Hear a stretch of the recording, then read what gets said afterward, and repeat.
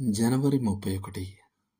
మీరు తీర్పు తీర్చకుడి, అప్పుడు మిమ్మును గూర్చి తీర్పు తీర్చబడదు. మత్తయి 7:1.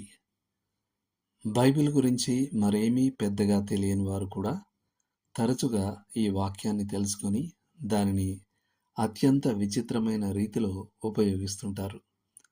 ఒక వ్యక్తి చెప్పనలవి కాని దుష్టత్వం కొరకు విమర్శించబడినప్పుడు కూడా వారు భక్తిపరుల్లా తీర్పు తీర్చకుడి, అప్పుడు మిమ్మును గూర్చి తీర్పు తీర్చబడదు అని గొణుగుతారు. మరో మాటలో చెప్పాలంటే వారు చెడును ఖండించడాన్ని నిషేధించడానికి ఈ వాక్యాన్ని ఉపయోగిస్తారు. ఈ విషయంలోని స్పష్టమైన నిజం ఏమిటంటే, మనం తీర్పు తీర్చకూడని కొన్ని రంగాలు ఉన్నప్పటికీ తీర్పు తీర్చమని ఆజ్ఞాపించబడిన ఇతర రంగాలు కూడా ఉన్నాయి. తీర్పు తీర్చకూడని కొన్ని సందర్భాలు ఇక్కడ ఉన్నాయి. మనం ప్రజల ఉద్దేశాలకు తీర్పు తీర్చకూడదు. సర్వజ్ఞానులం కానందున వారు చేసే పనులను ఎందుకు చేస్తారో మనం తెలుసుకోలేం. మనం మరో విశ్వాసి యొక్క సేవపై తీర్పరులుగా కూర్చోకూడదు. అతడు నిలబడటమైనా పడిపోవడమైనా తన సొంత యజమానునికే చెంది ఉన్నది. నైతికంగా తటస్థంగా ఉండే విషయాల గురించి మనస్సాక్షి సంబంధమైన సంశయాలు ఉన్నవారిని మనం ఖండించకూడదు. వారు తమ మనస్సాక్షిని ఉల్లంఘించడం తప్పు. మనం బాహ్య రూపాన్ని బట్టి తీర్పు తీర్చకూడదు లేదా పక్షపాతం చూపకూడదు. హృదయంలో ఉన్నదే లెక్కలోకి వస్తుంది. మరియు నిశ్చయంగా మనం కఠినమైన విమర్శనాత్మకమైన తప్పులు పట్టే స్వభావాన్ని విడిచిపెట్టాలి.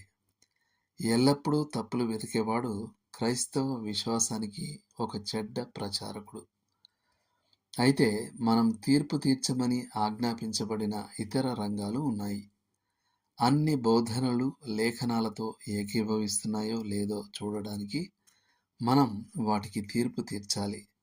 అసమానమైన కాడిని తప్పించుకోవడానికి ఇతరులు నిజమైన విశ్వాసులో కాదో మనం తీర్పు తీర్చాలి.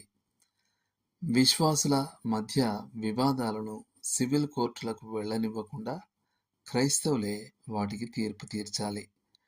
స్థానిక సంఘం తీవ్రమైన పాపపు కార్యాల విషయంలో తీర్పు తీర్చి దోషి అయిన వానిని సహవాసం నుండి వెలివేయాలి. సంఘంలోని వారు ఏ పురుషులకు పెద్దల మరియు పరిచారకుల అర్హతలున్నాయో తీర్పు తీర్చాలి. మన వివేచన శక్తిని పారవేయాలని గాని లేదా అన్ని నైతిక మరియు ఆత్మీయ ప్రమాణాలను విడిచిపెట్టాలని గాని దేవుడు ఆశించడు. ఆయన కోరేదల్లా ఒక్కటే, ఎక్కడ నిషేధించబడిందో అక్కడ తీర్పు తీర్చకుండా ఉండాలి, మరియు ఎక్కడ ఆజ్ఞాపించబడిందో అక్కడ నీతిగా తీర్పు తీర్చాలి. దేవుడు మిమ్మును దీవించును గాక. ఆమేన్.